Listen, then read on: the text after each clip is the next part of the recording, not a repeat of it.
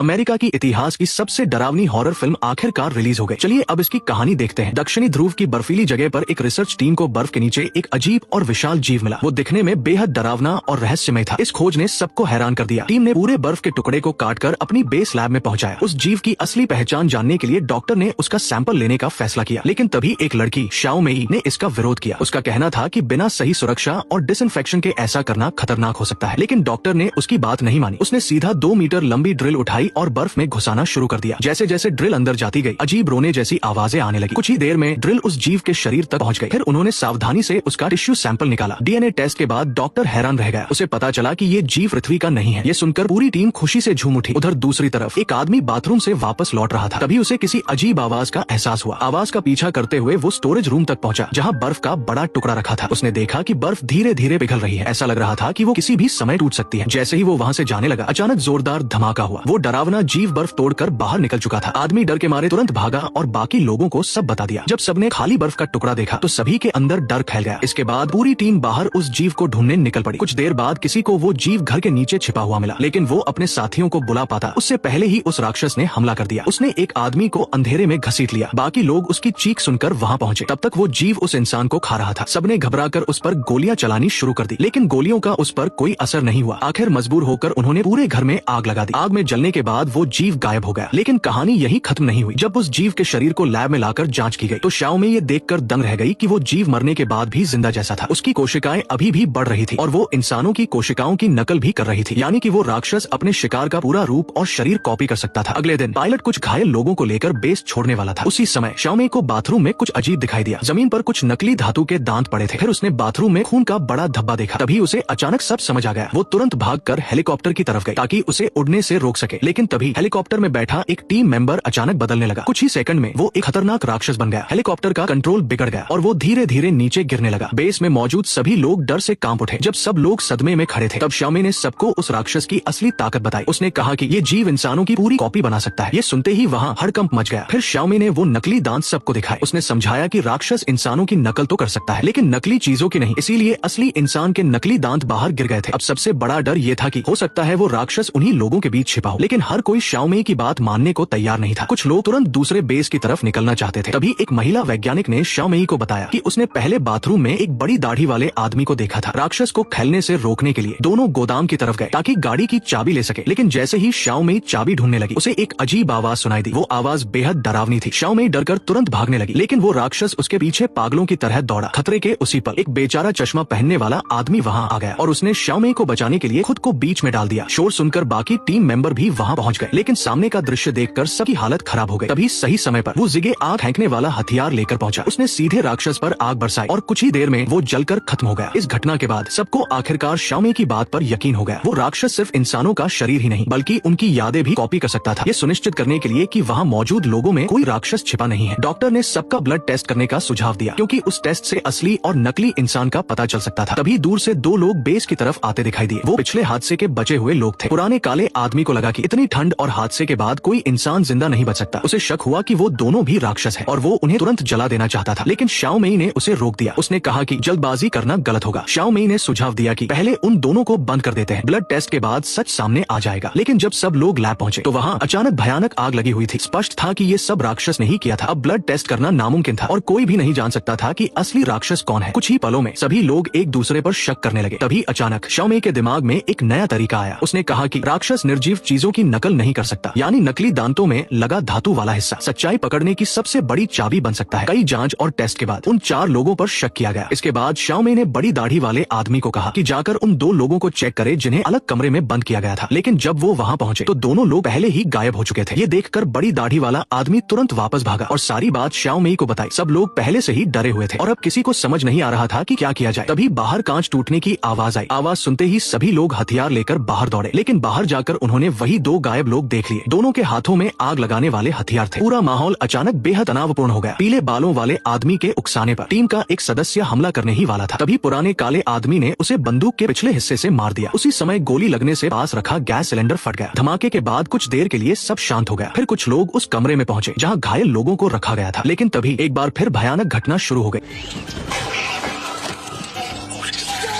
हुई। सामने का दृश्य इतना डरावना था कि सभी लोग सहम गए। बड़ी दाढ़ी वाला आदमी पूरी ताकत से लड़ने लगा और आखिरकार उसका सामना सीधे उस राक्षस से हो गया। उसी समय जमीन पर पड़ा एक घायल आदमी भी अचानक बदलने लगा। कुछ ही सेकंड में उसने राक्षसी रूप ले लिया और सब पर हमला कर दिया। थोड़ी ही देर में कई लोग मारे गए। अब वो राक्षस पूरी तरह अपने असली रूप में बदल चुका था। उसका शरीर बेहद विशाल और डरावना हो गया था। फिर वो धीरे धीरे पीले बालों वाले आदमी की तरफ बढ़ा और उसके शरीर में मिलना शुरू कर दिया। खतरे के उसी पल शाओ मेई ने आग फेंकने वाला हथियार निकाला और राक्षस को पीछे धकेल दिया। इसके बाद शाओ मेई ने सभी लाशों को आग लगाकर खत्म कर दिया। अब वहाँ सिर्फ 2 लोग बचे थे, शाओ मेई और कियांगे। दोनों पूरी सुरक्षा पहनकर बेस में खोजबीन करने लगे। तभी अचानक राक्षस फिर से सामने आ गया। घबराकर कियांगे एक कमरे में छिप गया, लेकिन राक्षस उसका पीछा करते हुए अंदर पहुंच गया। हर सेकंड मौत करीब आती जा रही थी। उसी समय शाओ मेई वहाँ पहुंची। उसने आग से राक्षस को कमरे से बाहर भगा दिया। फिर वो तेजी से उसके पीछे भागी और आखिरकार उसे जलाकर खत्म कर दिया। दोनों को लगा कि अब सब खत्म हो चुका है, लेकिन तभी उन्होंने देखा कि डॉक्टर बेस छोड़कर गाड़ी में भाग रहा है। डॉक्टर का मकसद था कि राक्षस किसी तरह शहर तक न पहुंच पाए। शाओ मेई और कियांगे तुरंत उसके पीछे निकल पड़े, लेकिन पीछा करते करते वे एक रहस्यमय गुफा तक पहुंच गए। गुफा के अंदर एक विशाल एलियन स्पेसशिप छिपा हुआ था। जैसे ही दोनों उस जहाज के अंदर गए, वो अचानक चालू हो गया। ये देखकर दोनों डर गए और तुरंत बाहर भागने लगे, लेकिन भागते समय शाओ मेई गलती से नीचे गिर गई। जब उसे होश आया तो उसने खुद को स्पेसशिप के अंदर पाया। वो सावधानी से चारों तरफ देखने लगी। तभी अचानक राक्षस फिर उसके सामने आ गया। खतरे के उसी पल शाओ मेई ने अपने पास रखा ग्रेनेड निकाला और सीधे राक्षस के मुंह में फेंक दिया। भयानक धमाके के साथ राक्षस टुकड़ों में उड़ गया। धमाके से स्पेसशिप भी बुरी तरह क्षतिग्रस्त हो गया और हमेशा के लिए बंद हो गया। आखिरकार ये भयानक संकट खत्म हो चुका था। अब बचे हुए दोनों लोग शहर लौटने की तैयारी करने लगे, लेकिन तभी शाओ मेई को एक अजीब बात महसूस हुई। कियांगे हमेशा कान में ईयररिंग पहनता था, लेकिन अब उसके कान में वो ईयररिंग गायब थी, यानी शायद असली राक्षस अभी भी जिंदा था।